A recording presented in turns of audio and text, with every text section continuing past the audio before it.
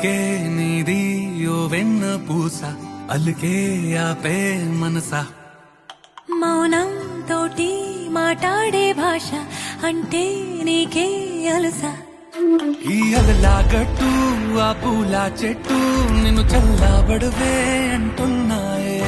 ఏం జరగనట్టు నువ్వు కరిగినట్టు నీ కరగనంటూ చెబుతున్నాలే నీతో వాదులాడి గెలవాలేనే వన్నెలాడి